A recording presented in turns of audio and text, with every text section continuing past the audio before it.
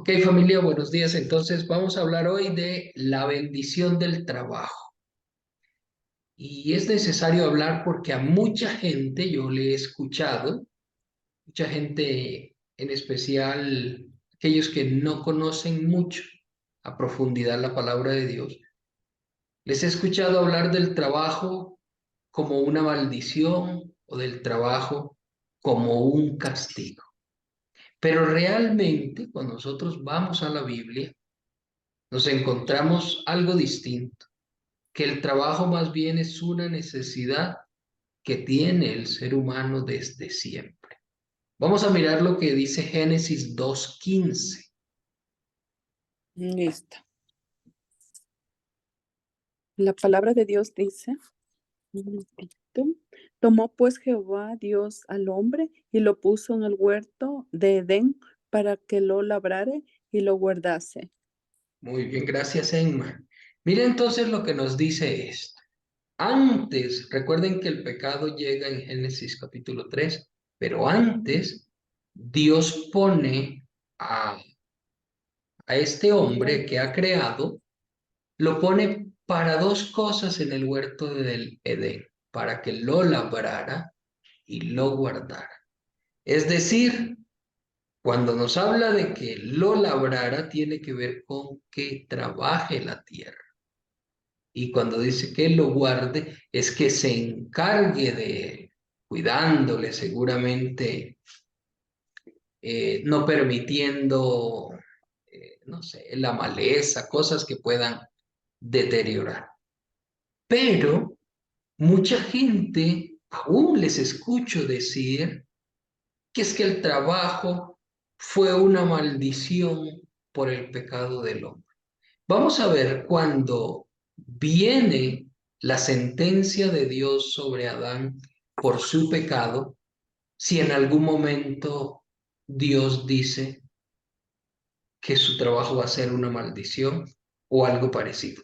Vamos a Génesis capítulo 3, versículo 17.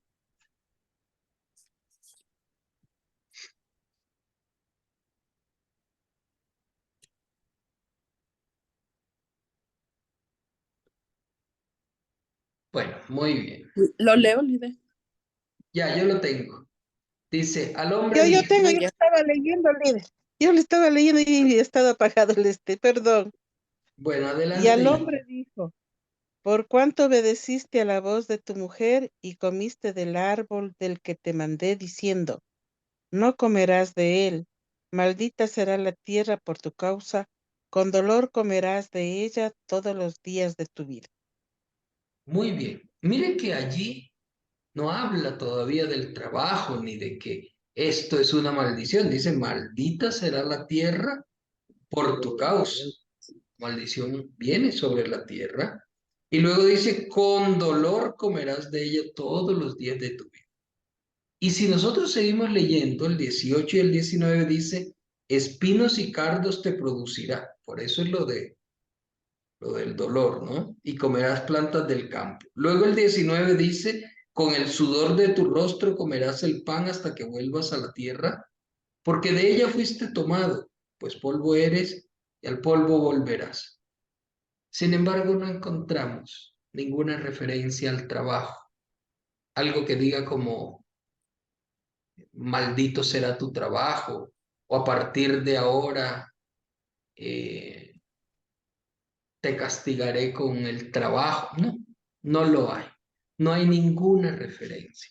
Lo que sí hace referencia es que la tierra empezará a producir ya no toda clase de árbol bueno para comer, como lo decía por allá Génesis 2:16, sino que ahora va a producir la tierra espinos y cardos.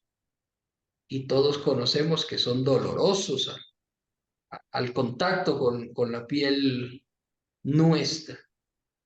Seguramente porque la tierra ahora produciría esas cosas, el hombre tendría que trabajar más esforzadamente, pero no significa que el trabajo sea una maldición.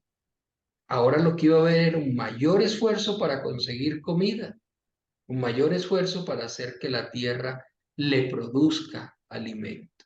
Y seguramente lidiar con lo que dice allí, los espinos, los cardos, y seguramente lo van a herir. Y seguramente sí es cierto, le iba a ser más difícil la vida al hombre a partir de allí. Pero no hay tal cosa como el trabajo es la maldición por haber pecado. Más bien miremos qué dice la Biblia o qué dice el salmista acerca del trabajo. Y realmente cuando veamos aquí en el Salmo 128 del 2 al 4, vamos a darnos cuenta que más bien el trabajo viene a ser el, el vehículo a través del cual Dios nos bendice. ¿Qué dice Salmo 128 del 2 al 4, Karina? Buenos días. Dice, cuando comieres el trabajo de tus manos, bienaventurado serás y te irá bien. Tu mujer será como vid que lleva fruto a los lados de tu casa, tus hijos como plantas de olivo alrededor de tu mesa. He aquí que así será bendecido el hombre que teme a Jehová. Muy bien, muy bien. Qué extraordinario versículo. Y yo creo que con este versículo quedan desmentidas todas las ideas de que el trabajo es una maldición. Es más, recuerdo que hasta en Colombia he escuchado una canción que habla de eso, de que el trabajo lo hizo Dios como un castigo. No es cierto. Entonces, vamos a analizar este pasaje, Salmo 128, del 2 al 4. Dice, cuando comieres el trabajo de tus manos, bienaventurado serás. Es más, si miramos desde el 1, bienaventurado aquel que teme a Jehová. Desde el 1 ya se nota para quién es esta promesa. Y ahí seguramente está la clave para muchos. Estas promesas son para el que teme a Jehová. Es decir, para que aquel que delante de Dios guarda su palabra, guarda respeto al Señor. Entonces, ese es el que teme a Jehová. Para él es esta promesa. ¿Y cuál es la promesa para esos? Dice el versículo 2, cuando comas el trabajo de tus manos, bienaventurado serás y te irá bien. ¿Qué quiere decir cuando comas el trabajo de tus manos?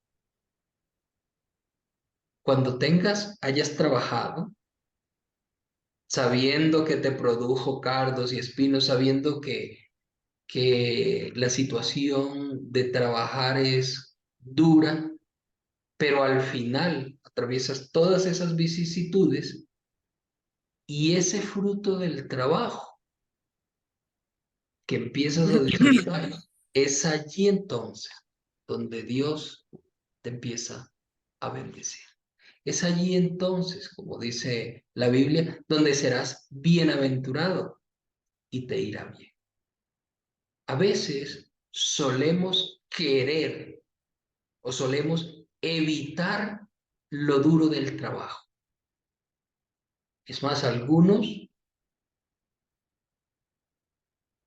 tratan siempre de vivir aquello de la ley del menor esfuerzo. Que no me cueste, ojalá el trabajo no sea difícil, no sea duro. Y muchos siempre están buscando un trabajo que no sea duro, que no sea difícil. Sin embargo, aquí me dice que cuando trabajas, te irá bien. Cuando ya sacas el fruto, eres bienaventurado y te va bien. Pero no solo es económicamente, materialmente, sino que esta bendición del trabajo encierra algo más y tiene que ver con la familia. Y entonces mire cómo lo describe en un lenguaje figurativo, pero yo casi que hasta me atrevo a decir, o me atrevo a decir en un lenguaje casi poético, dice el versículo Permíteme leerlo. El versículo 3 dice, tu mujer será como vid que lleva fruto a los lados de tu casa. ¿Sabemos qué es la vid? Es la planta de la uva. Dice, tu mujer será como vid que lleva fruto a los lados de tu casa. Está hablando entonces de una mujer no estéril, ¿no? Ahora, esta vid de la que habla aquí es una vid especial. Por lo general hay campos donde se siembra, donde se siembra la uva. Y aquellos que la cosechan salen de su casa, van los trabajadores hasta allá, hasta el campo donde está, recogen los racimos, bueno, y hacen todo el proceso que tengan que hacer. Pero aquí me habla, perdón, aquí me habla de una vid distinta, una vid que se siembra en la casa. Una vid que está alrededor de tu casa. Y esta vid tenía una característica, las que se sembraban en los palacios reales. Eran uvas dulces, pero además estaban al alcance de la mano del rey o de quien en su momento la tuviera en su casa. Y esto entonces nos habla de tranquilidad. Nos habla, al varón le está hablando de una esposa que le brinda tranquilidad, que es de ayuda, que es de reposo. Las personas sembraban la vida allí para no tener que ir hasta el campo a recoger, sino que allí mismo, al lado de la casa, podían disfrutar de ella. Y esto entonces nos habla un poco del descanso. Luego nos dice aquí lo siguiente: tus hijos serán como plantas de olivo alrededor de tu mesa. Importante, porque el fruto del olivo, las aceitunas que te sirven para comer, pero aceitunas también que al ser machacadas dan el aceite, el famoso aceite de oliva, el aceite que servía para encender las lámparas, el aceite que también era usado para ayudar a sanar las heridas. De tal manera que estos hijos de aquel que trabaja y que teme a Jehová son hijos que ayudan, hijos que también entonces trabajan en pro de lo que la familia quiere. Pero luego dice el versículo 4, quiero que si usted tiene su Biblia lo pueda mirar, si no, escuche. Dice, he aquí, así será bendecido el hombre que teme a Jehová. Es decir, ¿cómo será bendecido alguien que teme a Jehová? A través de su trabajo. Dios bendice el trabajo de tus manos. Entonces mira que el trabajo termina siendo una herramienta de bendición. Es allí donde Dios derrama la bendición, en el trabajo. De hecho, vamos a mirarlo en el libro de Job, capítulo 1, versículo 10. Anita. Ya. Familia, buenos días. En Job 1, versículo 10 nos dice, no le Sí, has cerrado alrededor a él y a su casa y a todo lo que tiene, al trabajo de sus manos has dado bendición. Por tanto, sus bienes han aumentado sobre la tierra. Amén. amén. Gracias, Anita. Entonces, mire lo que dice, al trabajo de sus manos has dado bendición, por eso sus bienes han aumentado sobre la tierra. Nuevamente para confirmarnos que la bendición recae sobre el trabajo. Ya de esto habíamos hablado un poco en otra ocasión, diciendo que Dios bendice el trabajo de las manos. No el trabajo que no se hace, sino el trabajo que se hace. Es lo que tú trabajas, lo que Dios bendice. Voy a pedirle a Mariela Belén que nos ayude con 2 de Tesalonicenses 3:10. Yali, porque también cuando estábamos con vosotros os ordenábamos esto. Si alguno no quiere trabajar, tampoco coma. Oh, muy bien, gracias. El apóstol Pablo hablándole a sus discípulos de Tesalónica. El que no quiera trabajar, no comerá. Que no coma. Ah, no quiere trabajar, pues no coma. Es decir, no trabaja, entonces no vendrá bendición porque no hay nada que bendecir, porque no hay un trabajo que bendecir. Entonces, qué importante esto. Ahora, ¿cuál es la finalidad de que trabajemos y que Dios nos bendiga? Vamos a ver qué dice Efesios 4:28.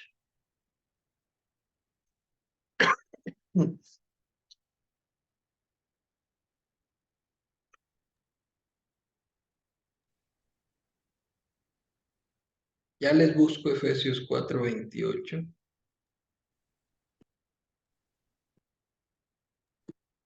Pensé que le había delegado a alguien, pero parece que no. Bueno, dice así, el que hurtaba no hurte más, sino trabaje, haciendo con sus manos lo que es bueno, para que tenga que compartir con el que padece necesidad. En últimas, el objetivo de nuestro trabajo es tener para nosotros y poder compartir. Tener para nosotros, para tomar nuestra parte y entonces poder compartir.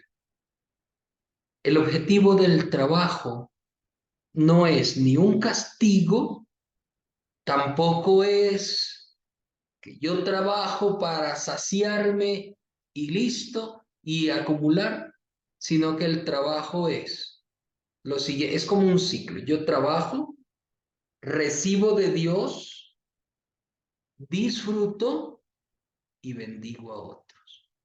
Y por cierto, cuando bendigo a otros, recuerden Lucas 6:38, dad y se os dará. Entonces Dios me da más. Dios me da más. Y cuando eso sucede, yo alabo a Dios, yo lo bendigo y vuelvo a trabajar y vuelve el ciclo otra vez donde Dios me provee, yo disfruto, doy a otros, Dios me bendice, lo alabo, lo bendigo, trabajo y siempre sigue dándose el mismo ciclo. Pero qué importante, ¿no? Porque el versículo comenzaba diciendo, el que hurtaba ya no hurte más, sino que trabaja.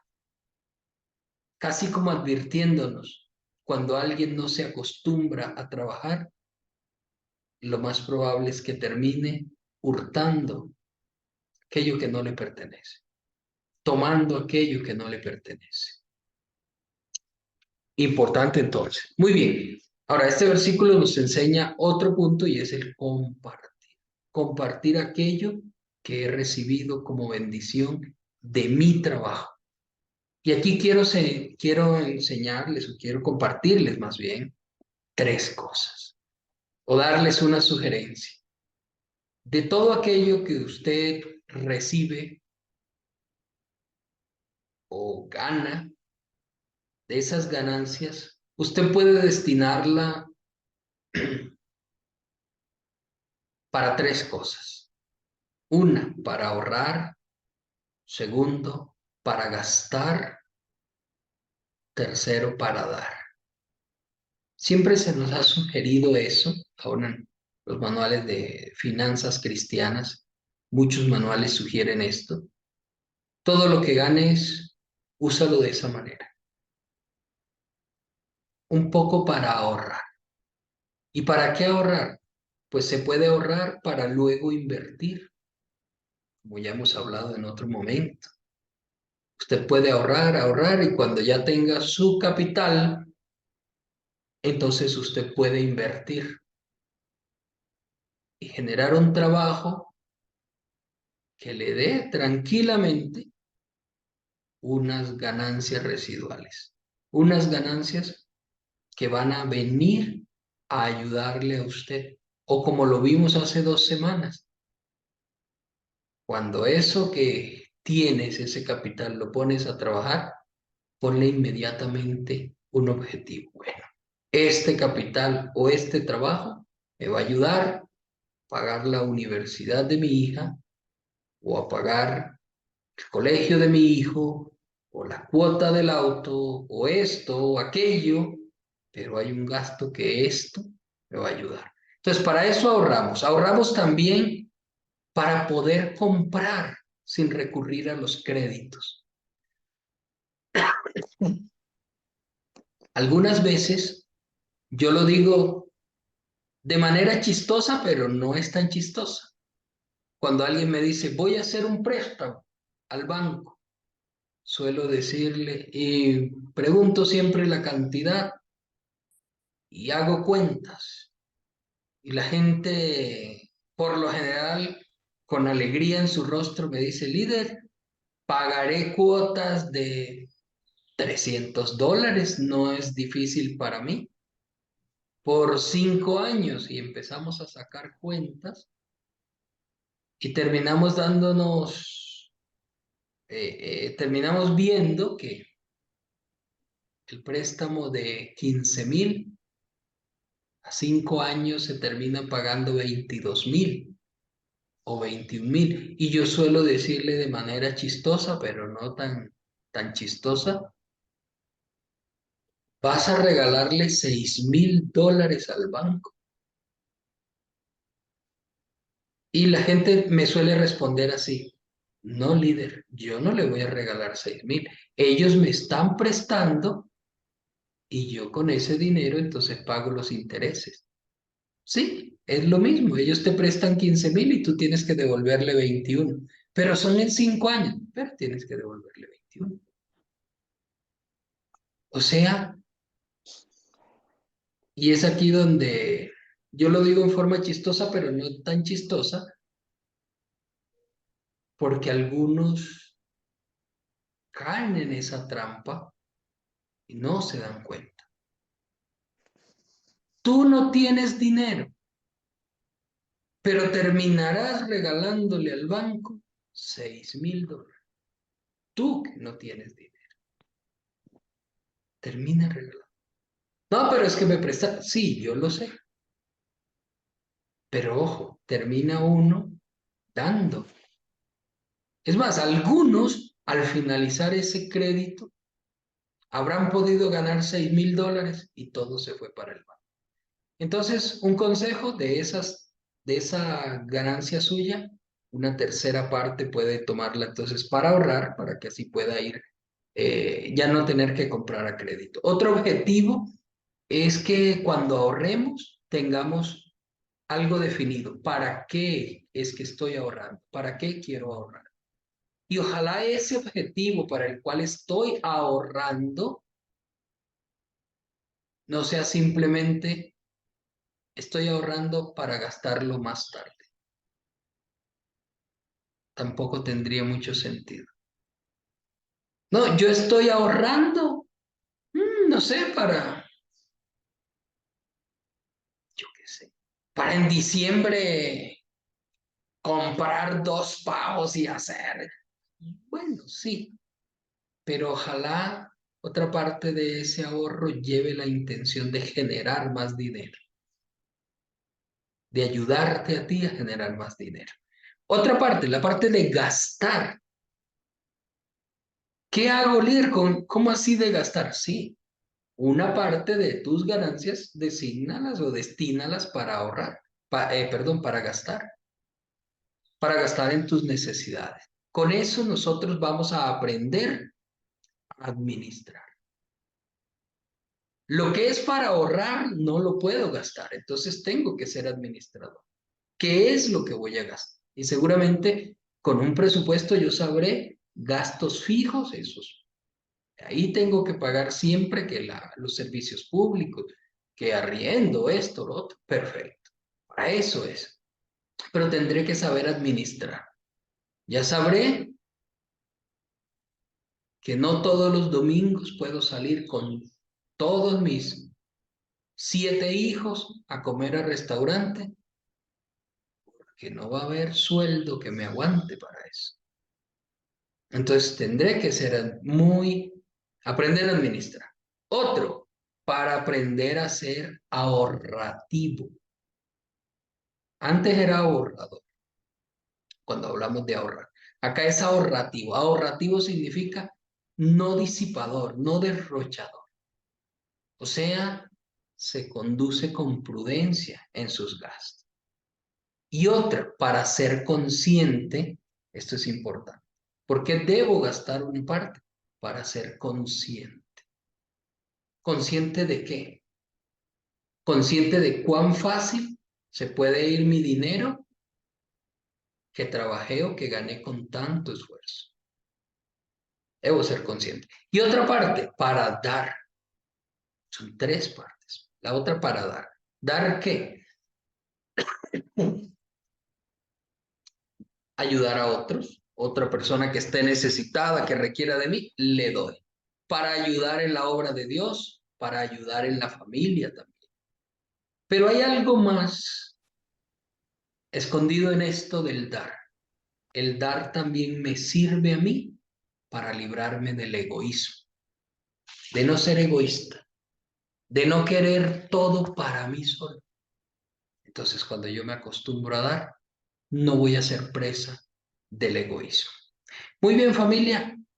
Aquí vamos terminando, pero quiero dejarle 2 versículos para que usted los tenga muy presentes. Un versículo que quiero dejar es Juan 6, versículo 27. Creo que lo tenía Violeta. Sí, líder. ¿Qué dice Violeta? Dice, la palabra del Señor dice, trabajad no por la comida que perece, sino por la comida que permanece para vida eterna, la cual os dará el Hijo del Hombre, porque a este señaló Dios el Padre. Amén. Muy bien, Violeta. Gracias. Importante, trabaja no por la comida que perece. Supremamente importante. Es que tengo que trabajar para comer. Es más, cuando un ladrón es agarrado por ahí en flagrancia, haciendo lo que hace, muchas veces la excusa que tiene es que estoy trabajando para comer y para darle a mis hijos. El trabajo no puede convertirse en eso. O sea, no se hizo el hombre para el trabajo, o sea, el ser humano esclavo del trabajo. No, el trabajo fue hecho para el hombre para que reciba bendición. Entonces yo trabajo, ¿sabes qué? Más allá de trabajar porque hay que comer, sí, eso está bien. Trabajo porque Dios me lo demanda y porque quiero agradar a Dios. Es más, Colosenses 3:23. Todo lo que hagas, hacedlo de corazón como para Dios. Y vamos a dejar otro versículo, Mateo 11:28.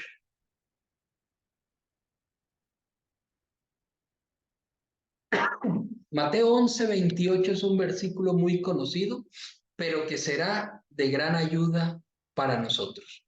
¿Qué nos dice Mateo 11:28? Nos dice, venid a mí todos los que estéis trabajados y cargados, y yo os haré descansar. Es decir, que el trabajo me va a producir cansancio, me va a producir fatiga, como habla el rey Salomón en el libro de Eclesiastés, capítulo 2, versículo 18. Pero Dios sabe, Jesús sabe que el trabajo te va a producir cansancio. Por eso dice, vengan los que estén trabajados y cargados y encuentren descanso en mí. Y en este versículo quiero también, para finalizar, hacer la siguiente reflexión. Dios mandó que trabajemos 6 días y descansemos 1. ¿Sabes para qué lo hizo? Para esto. Para que Él pueda renovar mis fuerzas. Para que un día en la semana yo pueda estar con Él y hallar descanso. Es más, si seguimos leyendo en Mateo 11, 28, 29, 30, nos dice, y hallaréis descanso para vuestras almas. Tenemos necesariamente que descansar un día a la semana. Líder, es que, mire, es que si descanso un día, es que si no trabajo, todo se viene abajo. No creo. Si Dios lo ha mandado así, Dios te proveerá. Dios te bendecirá. Pues así lo creó Él. De hecho, si usted mira en el libro de Deuteronomios, en el libro de Números, vamos a encontrar que una clave que tienen, y aún lo tienen los judíos, es que trabajan 7 años y 1 año dejan descansar la tierra. Durante 1 año, la tierra descansa, ellos no cogen fruto de allí. Toda persona, extranjero, huérfano, necesitado, puede venir y tomar los frutos de allí, si es que hay frutos sembrados en esa tierra, pero dejan descansar. Cuando la tierra es de esta que hay que trabajar y sembrarle y recoger y volver a sembrarle, ese año la tierra no trabaja. Pero ¿qué sucede? Al año siguiente, bendito sea Dios, la tierra le produce hasta el doble de lo que producía normalmente. Si aún la tierra misma tiene que descansar, cuanto más nosotros. Familia linda, aquí concluimos, vamos a orar